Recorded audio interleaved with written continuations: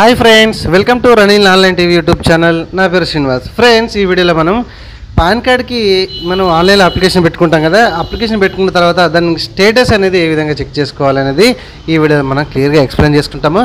కాబట్టి ఇట్లాంటి information videos కోసం మన ఛానల్ సబ్స్క్రైబ్ చేసుకోకపోతే ఫ్రెండ్స్, మీరు చూసిన ఈ వీడియో కింద సబ్స్క్రైబ్ బటన్ ఉంది కదా ఫ్రెండ్స్, సబ్స్క్రైబ్ చేసుకోండి. అండ్ వీడియో నచ్చితే లైక్ చేయండి. అండ్ ఫ్రెండ్స్ అందరికి కూడా వీలైతే షేర్ చేయండి, ఓకేనా. సో దీనికి సంబంధించిన లింక్ నేను కింద డిస్క్రిప్షన్లో ఇస్తాను ఫ్రెండ్స్. అక్కడ నుంచి అయితే ఈ పేజ్కి అయితే వచ్చేసేయండి, ఓకేనా. ఇక్కడ పాన్ కార్డు చూడండి, మనకి రీప్రింట్ పాన్ కార్డ్ అని కనబడుతుంది. దీని మీద క్లిక్ చేస్తే మన పాన్ కార్డ్ ఇక్కడ నుంచి డౌన్లోడ్ కూడా చేసుకోవచ్చు, ఓకేనా. అండ్ దీన్ని క్లోజ్ చేస్తే ఇక్కడ కూడా డౌన్లోడ్ పాన్ కార్డ్ ఉంది. దీని మీద క్లిక్ చేసినా కూడా సేమ్ పేజ్ అయితే సేమ్ ఓపెన్ అవుతుంది. ఇక్కడ నుంచి కూడా డౌన్లోడ్ చేసుకోవచ్చు, ఓకేనా. అండ్ ఇదే పేజ్ నుంచి ఇక్కడ మనం కొత్తగా పాన్ కార్డ్ కూడా అప్లికేషన్ చేసుకోవచ్చు. అండ్ మాడిఫికేషన్స్ కూడా ఇక్కడ ఇదే పేజ్ నుంచి ఇక్కడ ఇదిగోండి ఇట్లా క్లిక్ చేసి మనం కొత్తదిగా ఉన్న చేంజెస్ కరెక్షన్స్ కావాలన్నా కూడా చేంజ్ చేసుకోవచ్చు, ఓకేనా. అండ్ ఇక్కడ చూడండి know your PAN card application అని కనబడుతుంది కదా, దీని మీద క్లిక్ చేయండి.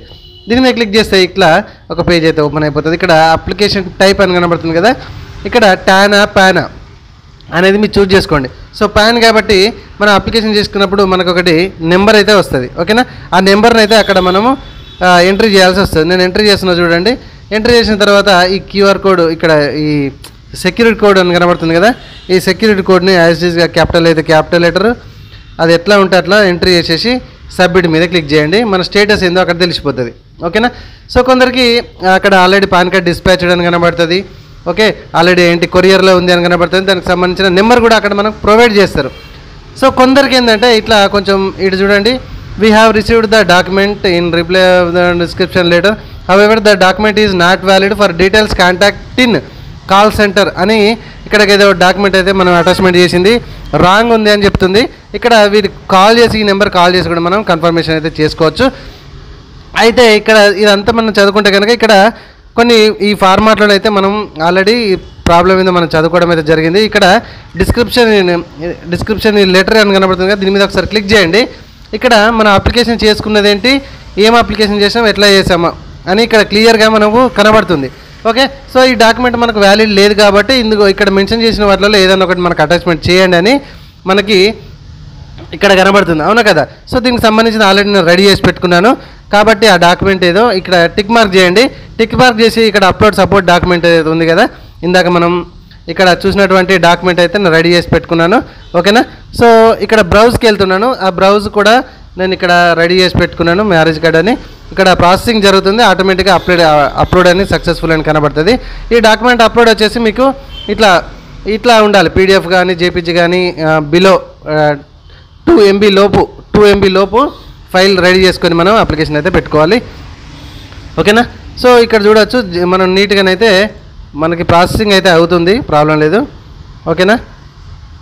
సో మొత్తానికైతే ఈ విధంగానైతే చాలా సింపుల్గానైతే చేసుకోవచ్చు. ఇట్లాంటి ఇన్ఫర్మేషన్ వీడియోస్ కోసం మన ఛానల్ ఇప్పుడే సబ్స్క్రైబ్ చేసుకోండి. ఎందుకంటే మనకి ఆన్లైన్ సెంటర్ ఉంది ఫ్రెండ్స్, ప్రతి అప్డేట్ కూడా మనకి తెలుస్తూనే ఉంటుంది కాబట్టి నేను వీడియోను రెగ్యులర్గా అప్డేట్ చేస్తూనే ఉంటాను. అండ్ వీడియో సెక్షన్కి వెళ్ళి ఒకసారి వీడియో చూడండి, క్లియర్గా మీకే అర్థమైపోతుంటుంది. సో ఇక్కడ వెయిట్ చేయండి, ప్రాసెసింగ్ అని కనబడుతుంది. సో ఫ్రెండ్స్ ఇక్కడ చూసారా ఆల్రెడీ అయిపోయింది. ఇక్కడ do you want to upload more documents అంటే అవసరం లేదు, ఒకటే డాక్యుమెంట్ మనం అప్లికేషన్ చేసాం కాబట్టి సరిపోతుంది. ఇక్కడ చూడండి document uploaded successfully, same will be taken for verification and status of verification will be information separately అని ఇక్కడ మెన్షన్ అయితే చేయడం అయితే జరిగింది. అయితే దీనికి సంబంధించిన అయినా కూడా ఇట్లా కాకుంటే ప్రాసెస్ ఎట్లా చేయాలనేది మనకు చూద్దాం. చూడండి ఇక్కడ మెయిల్ అయితే ఓపెన్ చేయండి. ఇక్కడ మెయిల్లో మనకి సో ఫ్రెండ్స్ ఇక్కడ చూడండి మెయిల్ అయితే ఓపెన్ చేశాను కదా, ఈ మెయిల్ మనం ఎక్కడ ఎవరికి పంపాలి అంటే ఇక్కడ చూడండి tininfo@proteintech.in అని కనబడుతుంది కదా. సో ఈ మెయిల్ ఐడికి అయితే నేను కింద డిస్క్రిప్షన్లో కూడా ఇస్తాను. మనం ఏంటంటే మన ప్రాబ్లం గురించి మొత్తం ఎక్స్ప్లెయిన్ చేయాలి. ఎక్స్ప్లెయిన్ చేసేసి అక్కడ మన రిఫరెన్స్ నెంబర్ కానీ మన పాత పాన్ కార్డ్ అప్లికేషన్ చేసే పాన్ కార్డ్ కానీ ఇవన్నీ కూడా మనం అటాచ్మెంట్ చేయాలి. మన ఫోన్ నెంబర్, మన ఆధార్ కార్డ్ నెంబర్, మన డేట్ ఆఫ్ బర్త్ ఇవన్నీ మనము అక్కడ మెన్షన్ చేసి మనం ప్రాబ్లం రాసి అటాచ్మెంట్ కావాల్సిన డాక్యుమెంట్స్ అటాచ్మెంట్ చేసి కూడా మనం ఈ విధంగా ఇక్కడ చూపెట్టినటువంటి మెయిల్కి అయితే నేను కింద డిస్క్రిప్షన్లో ఇస్తాను. tininfo@proteintech.in అనే దాన్ని కూడా మనం మెయిల్ చేసి మన అప్లికేషన్ అయితే ఈజీగా సబ్మిట్ అయ్యేటట్టు చూసుకోవచ్చు, ఓకేనా ఫ్రెండ్స్. వీడియో నచ్చింది కదా, లైక్ చేయండి, సబ్స్క్రైబ్ చేయండి. Thank you very much.